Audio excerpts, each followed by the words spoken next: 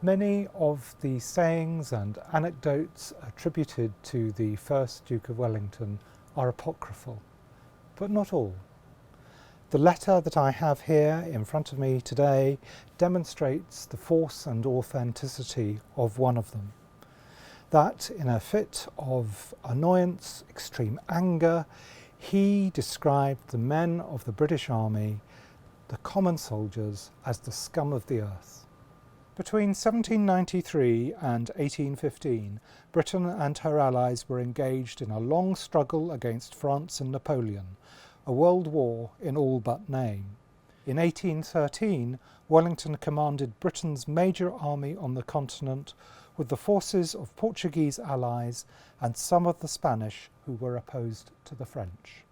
Joseph Bonaparte, put on the throne of Spain by his brother Napoleon, had been ordered out of the country, and retreating from the Allies, he took with him as much of the Spanish crown's goods as he could. On the 21st of June, Wellington caught up with him at Vittoria in northeastern Spain and comprehensively defeated the French. Joseph's baggage train and the goods of French officers fell into Allied hands. The rank and file had glimpses of unimaginable wealth as the enemy fled towards the Pyrenees. This was an occasion for plunder. The discipline of the British Army, which Wellington had long regarded as suspect, could not be sustained. On the 2nd of July, Wellington wrote a testy private letter to Lord Bathurst. Bathurst was Secretary of State for War and the Colonies and the Duke's political superior in London. About 14% of his army were unaccounted for and plundering. The Duke had a serious problem of manpower. My dear Lord, I enclose the copy of a letter from the Governor of Vittoria, which shows how our men are going on in that neighbourhood. These men are detachments from the different regiments of the army who were sent to Vittoria the day after the battle, each under officers, in order to collect the wounded and their arms and accoutrements. It is quite impossible for me or any other man to command a British army under the existing system. We have in the service the scum of the earth as common soldiers. Wellington's orders had not been obeyed. The lower ranking officers were not capable of enforcing discipline, and the non-commissioned officers were not sufficiently distinguished from the rank and file to make any difference. Yet these men were the key link in the chain of command, conveying the officers' instructions and orders to the rank and file.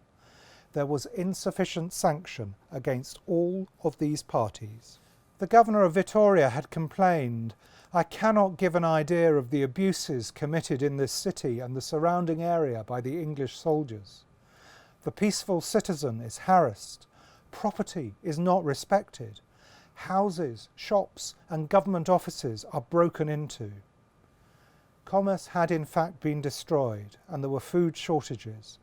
The governor asked Wellington to appoint a judge to bring an end to the problem and to ensure severity of punishment. Wellington, working through the incoming correspondence, wrote an instruction down this left-hand side to his Spanish liaison officer, who then translates it and sends it as a letter to the governor. What it says is, "Write him that I shall be very much obliged to him if he will be so kind as to have taken up and brought before Major Burton, the English officer who commands the British troops at Vittoria, any soldier guilty of an outrage or even of being outside of the town without a pass, and to have the proof produced of the outrage he may have committed, and such soldier will be punished." The Adjutant General, whose massive letterbooks are among Wellington's papers, was responsible for discipline.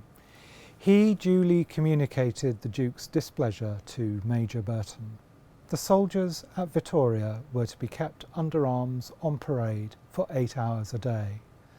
A provost marshal was sent to Vittoria as well to execute on the spot any soldier found plundering or committing an act of mutiny. There was a serious question about Burton himself. He was the responsible officer at Vittoria, and these offences had been committed on his watch. Evidence also suggested that the position of the governor of Vittoria was opaque in a case relating to the removal of French treasure, money that Wellington had sought keenly to fund his own army. Over the next fortnight, Wellington became much less disposed to believe the governor, and the Duke complained to the Spanish government about his extraordinary and injudicious conduct. Burton seems to have been exonerated. In London, at exactly this point in 1813, a bill was before Parliament to allow soldiers to be tried immediately on the spot. It had been altered to take account of the Duke's suggestions.